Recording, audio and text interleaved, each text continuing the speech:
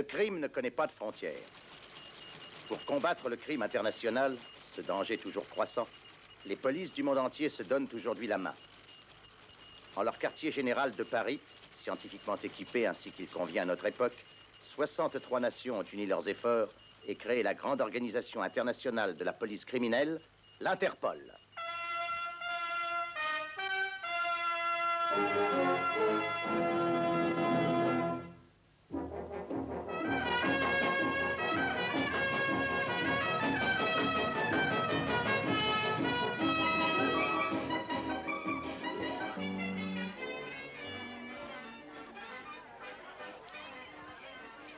Tentez votre chance à la loterie, monsieur. Le billet ne coûte que 100 francs. Saisissez la fortune.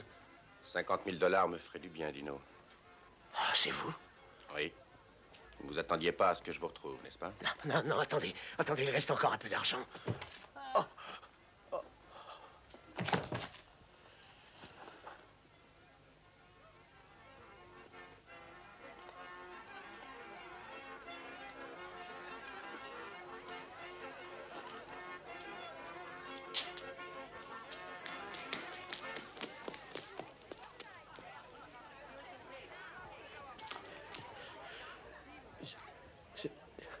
C'est l'encaisseur.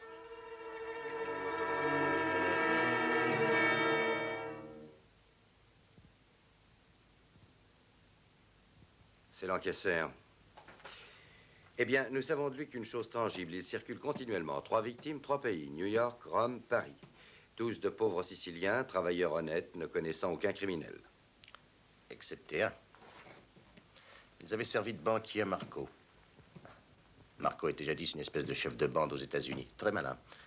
La police savait qu'il avait déposé de l'argent un peu partout dans le monde. La mort l'a empêché d'encaisser. Un de ses lieutenants l'a fait pour lui. Nous devons le retrouver. Où se trouvent les Siciliens qui sont ses dépositaires? C'est assez compliqué. Il a choisi de dignes et honnêtes Siciliens qui ont su se faire une situation. Mais pourquoi cet encaisseur les tue-t-il?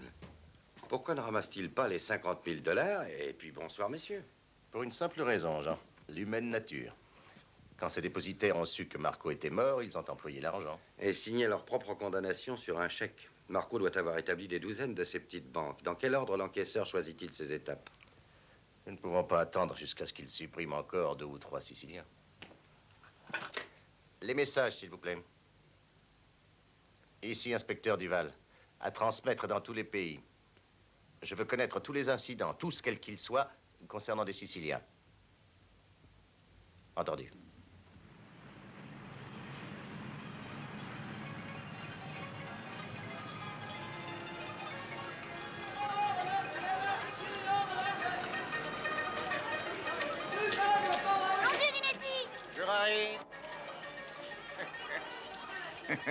C'est patin à roulettes. Toi, tu as froid. Parce que c'est l'hiver, papa. Mais il y a du soleil. Oui, il y en a dehors, mais pas à l'intérieur. Ah, bientôt, tu n'auras plus jamais froid. Je sais. L'hiver a une fin, même à Londres. Il y a des pays où ce n'est jamais l'hiver. Alors, on aura une piscine, un bateau de plaisance, on vivra dans une belle villa avec des centaines de serviteurs. Seulement voilà, Quoi? qui gardera le magasin? Patience, Maria, un de ces jours, tu auras une surprise. Voyez-vous ça? Nous allons avoir une surprise. Nous allons tous devenir riches. Tu vois ce que je veux dire? Oh. Une commande urgente pour un millionnaire. 1400 salamis, une montagne de spaghettis, 850 plats de viande froide. Alors, Carlo Alimentation. Carlo? Ici l'encaisseur. L'encaisseur de quoi? Mike Marco vous a confié de l'argent. Je viens pour l'encaisser. Vous vous rappelez? Hein? Je me rappelle. Très bien. Écoutez. Demain matin de bonne heure, vous sortirez de chez vous et vous l'apporterez. Demain matin, non, c'est trop tôt. J'ai dit demain matin, Carlo. Amenez ça à l'hôtel Réal. Laissez-le au vestiaire pour être remis à Monsieur Hatton. Pas de retard, Carlo.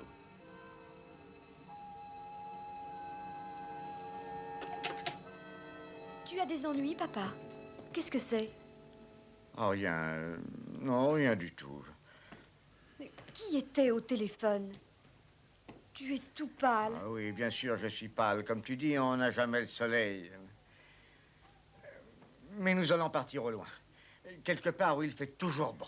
Oh, Quoi encore, papa? Non, écoute, cette fois-ci, c'est sérieux, Maria. Nous allons partir d'ici et je vais te dire pourquoi.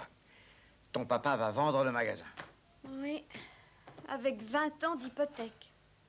Il n'y a plus d'hypothèque. Je l'ai payé, je te l'avais caché, et c'était ça la surprise. Tu as payé? Oh, c'était donc pour ça, cet encaisseur? Non, non, c'est le monsieur qui va acheter le magasin. Alors, c'est vrai. Eh oui, demain matin, il vient parler affaires. Oh, papa, est-ce que c'est sérieux? Tu as payé l'hypothèque? Et comment as-tu fait? Eh bien, mon oncle Luigi est décédé en Italie. Je ne te l'avais pas dit, il m'a laissé un peu d'argent. L'oncle Luigi? Mais tu n'as jamais parlé de lui avant? Non, peut-être que non, mais le fait est qu'il est mort il y a 6 mois de cela. Il laisse une villa aussi, à Amalfi, elle est à nous. Et nous allons vivre là. Maintenant, écoute, Maria, veux-tu empaqueter tes affaires pour aller chez ta tante Lucia? Attends-moi chez elle jusqu'à ce que vienne te chercher. Oh, quoi maintenant, Oui, papa? oui, allons, on va faire tes paquets. Oh, mais pourquoi? Si quelqu'un vient visiter le magasin, il Fais faut ce que je te dis.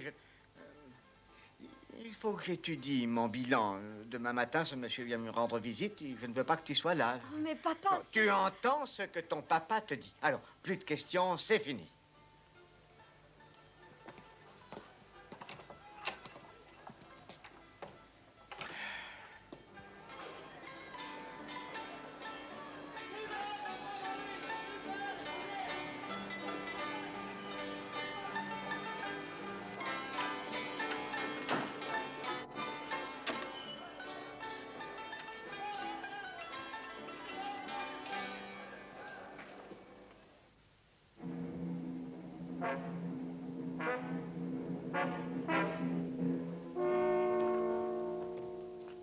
Je suis venu chercher un paquet.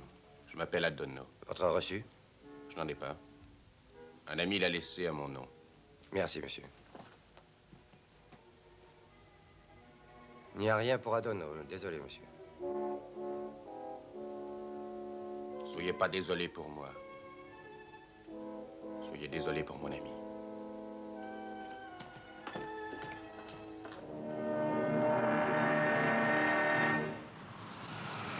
Si nous n'avions pas reçu votre message, nous aurions passé là-dessus sans regarder.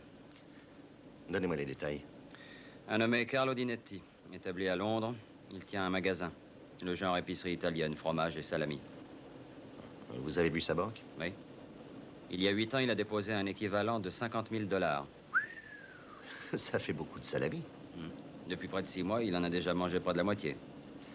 C'est bien ça, un Sicilien qui se croit riche. Il court un grand danger.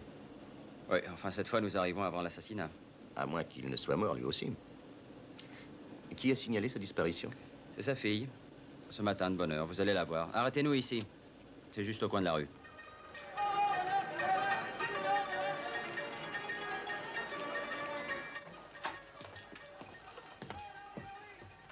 vous avez des nouvelles? Non, aucune. Nous venons vous poser quelques questions. Emma, surveille le magasin quelques minutes, tu veux? Oui, je ferai crédit à tout le monde.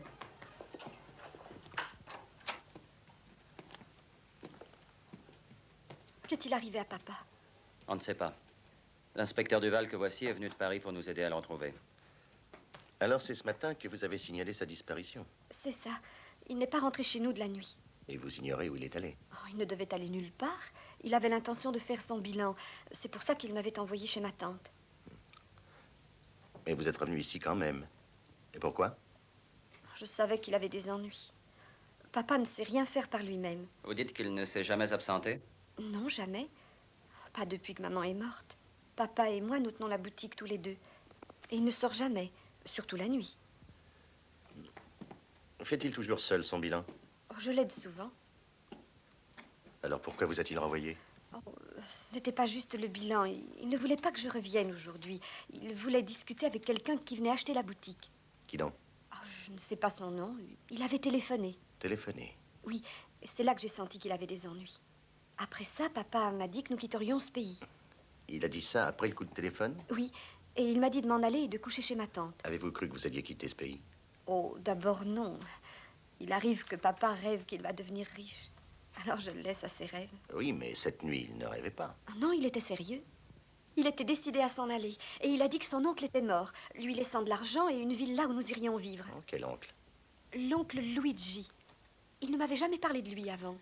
Votre père était riche, mademoiselle Dinetti. Il avait 50 000 $ à la banque. 50 000 $? Mais qui ne venait pas de son oncle décédé, mais d'une autre personne qui lui avait demandé de garder cette somme. Il l'a dépensé en partie. Il aura des ennuis. Non, pas avec la police. On croit qu'il a disparu parce qu'il n'a pu payer le monsieur qui venait encaisser. C'est l'encaisseur qui lui a téléphoné. Oh, je sentais bien que ça allait mal. Il n'aurait jamais dû lui parler. Il aurait dû le laisser sonner.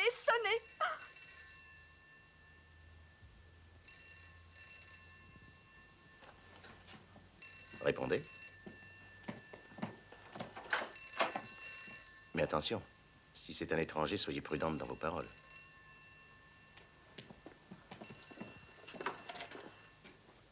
Carlo Alimentation. Donnez-moi Carlo. Il n'est pas ici, monsieur. Allez le chercher. Mais je ne sais pas où il est. Je suis Maria Dinetti. Alors débrouillez-vous pour le trouver. Mais qui êtes-vous? Que voulez-vous lui dire? Ce que je vous demande, c'est de lui dire de rester assis près du téléphone. Dites-lui que je rappellerai qu'il fera bien d'être là. Mais il n'est pas ici. Un mot encore. Si vous voulez que votre père vive, ne dites rien à la police. Compris? Pas de police.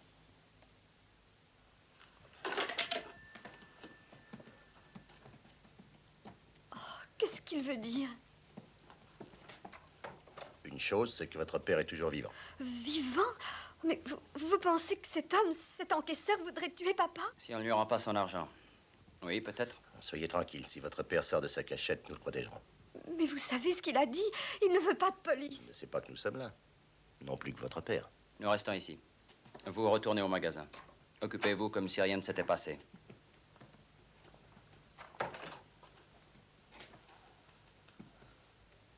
Mais si Carlo téléphone, On l'entendra. vous croyez qu'il contactera la jeune fille?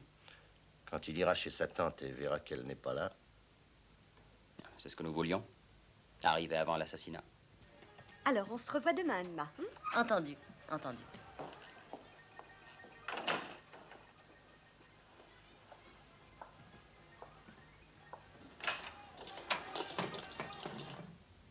Ah, c'est rien. C'est un enfant. Je crois que tu dois coucher avec tes patins à roulettes, Harry. J'ai un petit mot pour toi, Maria. Qu'est-ce que c'est? Je sais pas. Un monsieur vient de me donner une belle pièce pour te la porter. Harry, tu gardes la boutique pendant quelques minutes, hein? Je peux manger quelque chose pour ma pièce? Oui, bien sûr. Tu t'en vas longtemps? Oh non, je dois seulement aller voir papa.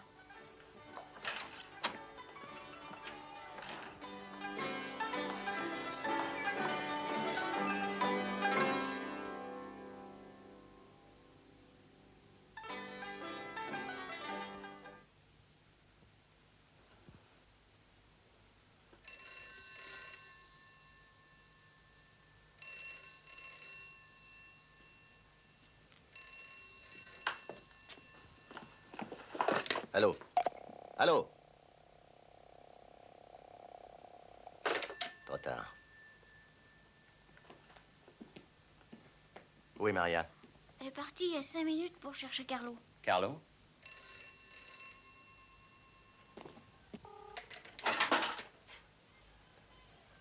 Maria? Ne raccrochez pas, Carlo, et écoutez-moi. Maria, où est Maria? Elle n'est pas avec vous? Mais non, comment serait-elle avec moi? Ah, écoutez, Carlo, écoutez tranquillement. Ici, c'est la police. Avez-vous dit à Maria de vous rejoindre? Non? Alors, je vous conseille de revenir ici immédiatement, aussitôt que vous pourrez. Vous avez compris? Elle est peut-être en danger. Je suis dans une cabine au coin de la rue. Je vais venir tout de suite. Il arrive. Dis-moi, que s'est-il passé? Un monsieur m'a donné un mot pour Maria. Tu connais ce monsieur? Je l'avais encore jamais vu. Il a dit je suis un ami de Carlo. Il m'a dit d'apporter ce mot. Et comment était-il? Grand, brun de cheveux, mais je peux pas vous en dire plus. Il portait des lunettes noires. C'est bien. Va patiner. C'est simple. Pas de coup de téléphone, juste une lettre. Et qui l'attend? C'est l'encaisseur.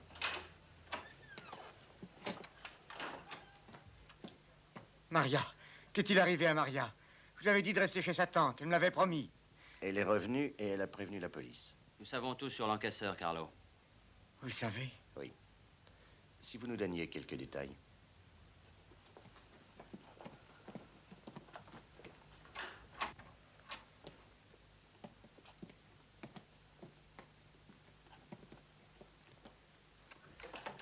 Quand ça a-t-il commencé? Vous allez tout comprendre. Voilà. Ma vieille mère vivait dans un village de Sicile. Et Marco a dit que la mafia la tuerait si je ne faisais pas ce qu'il voulait. Et il m'a remis ces 50 000 $ que j'ai placés à la banque et je n'y ai jamais touché. Jamais? Non, des années ayant passé, je me suis mis à les utiliser juste parce qu'ils étaient là. Et Marco est mort. Marco, oui. Et ensuite, ma mère. Vous comprenez, il ne pouvait plus lui faire du mal. Et vous avez cru pouvoir vous servir de l'argent. Vous avez purgé l'hypothèque et acheté une villa. Oui. Maria, elle est si délicate. Il faut qu'elle vive au soleil. Encore quelques semaines, mais nous devions partir loin d'ici. Vous devez la retrouver. Maria sera sauvée jusqu'à ce que l'encaisseur touche ses $. Mais je ne peux pas les lui donner, ils sont dépensés. À moitié. Vous savez? Nous avons questionné la banque. Mais l'encaisseur l'ignore encore. Vous devez nous aider à le traquer. Je lui abandonne bien volontiers tout ce qui reste s'il ne fait aucun mal à Maria. Et non seulement à Maria. Carlo, vous n'êtes pas le seul Sicilien qui a reçu de l'argent de Marco. Et l'encaisseur va tous les tuer, si nous ne l'empêchons pas de nuire. C'est Maria.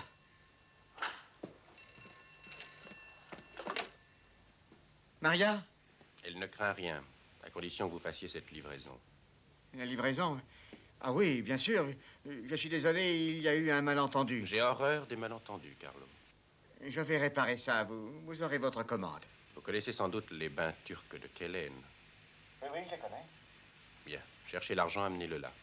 Demandez un casier, mettez l'argent dedans. Et ensuite, venez me retrouver à l'étuve. Oui, je vais faire ça à l'instant. Un mot encore, Carlo. Pas de police. Maria ne serait pas contente. Qui était-ce? Un client, monsieur. Je dois lui livrer de l'épicerie. Vous mentez, Carlo. Et ce que je dis est vrai. Je vous assure que c'est un client important, une grosse commande. Tu parles. Eh bien, si vous voulez m'excuser, il faut que j'y aille. Voyons, vous ne pouvez pas agir tout seul. Mais je ne sais pas de quoi vous voulez parler. Cet homme est un assassin. Il tient votre enfant. Et vous n'avez que la moitié de la somme. Oh, je vous en prie, laissez-moi. Laissez-moi m'occuper de mes affaires. Entendu.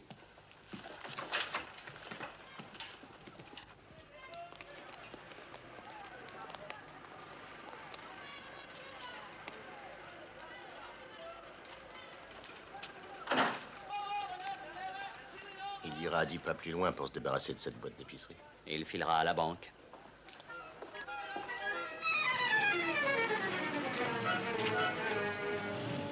Voilà Carlo.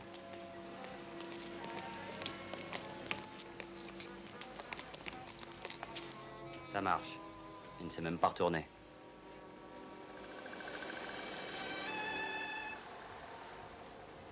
J'espère qu'à la banque, on a bien compris ce que j'ai dit. C'est un retrait important, monsieur Dinetti. Pour de telles sommes, il faut prévenir 24 heures à l'avance. Je suis vraiment désolé, monsieur, mais il fallait que j'ai cet argent immédiatement.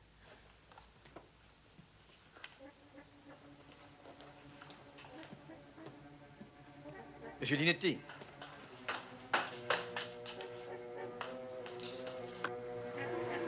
Il est loin, inspecteur. Il a pris son argent, il est sorti par la cour. Je n'ai pas pu l'empêcher. Mais comme vous aviez dit qu'on lui donne son argent s'il le demandait... Pas de votre faute. Allons.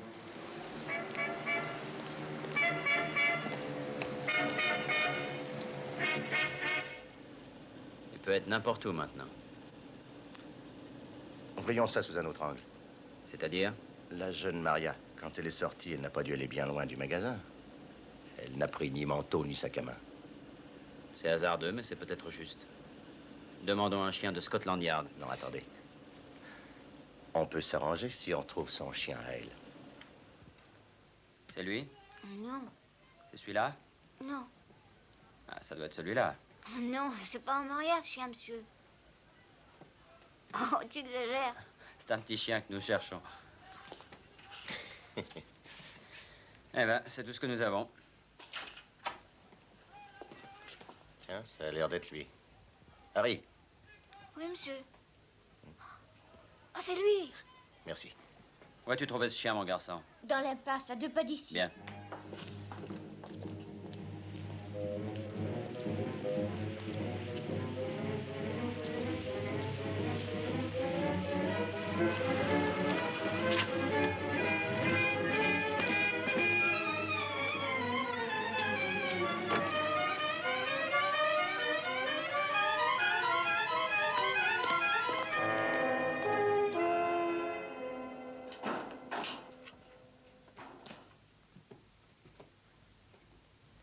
C'est par ici.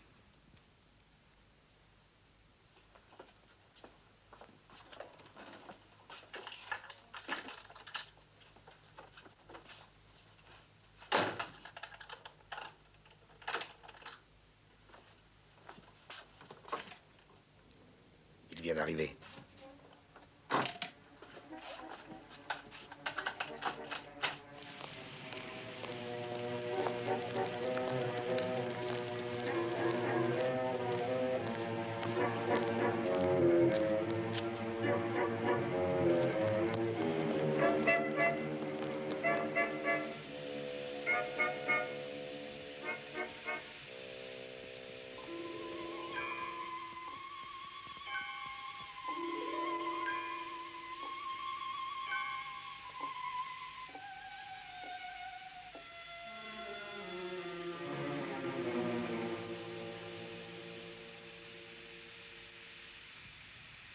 Ne tournez pas la tête, Carlo. Vous avez l'argent? Oui, dans le casier numéro 7. La clé. Je veux d'abord voir Maria. On ne marchande pas avec moi, Carlo. Ne tournez pas la tête. Où est Maria? Est-ce qu'elle va bien? Elle va bien, Carlo, elle va bien. Allez, donnez-moi la clé.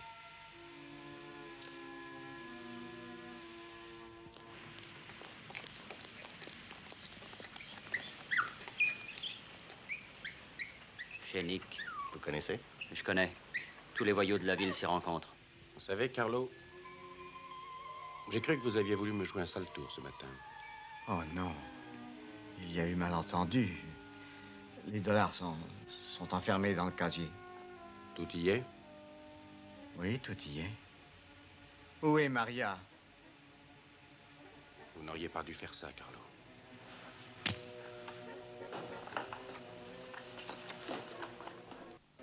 Là, je vais retarder quelques minutes. Allez, dépêchez-vous. Allez. Ça va, Nick? Où est-il? Je ne sais pas de quoi vous parlez. Tenez, prenez le chien. Carlo Dinetti est l'homme qu'il doit rencontrer. Il y a beaucoup de monde ici. Allez.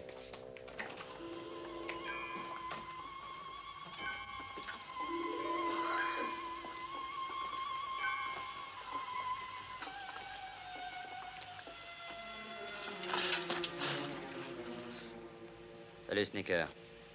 Si vous engraissez comme ça, vous pourrez plus passer par les fenêtres. C'est ce qui m'a toujours plu en vous, inspecteur. Votre sens de l'humour.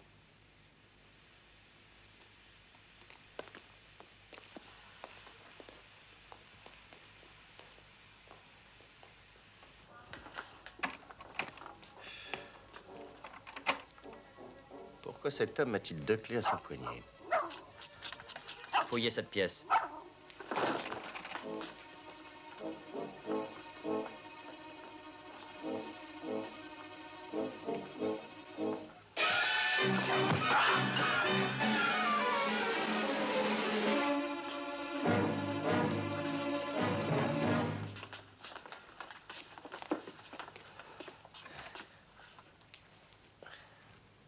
Maintenant, il y a un autre problème.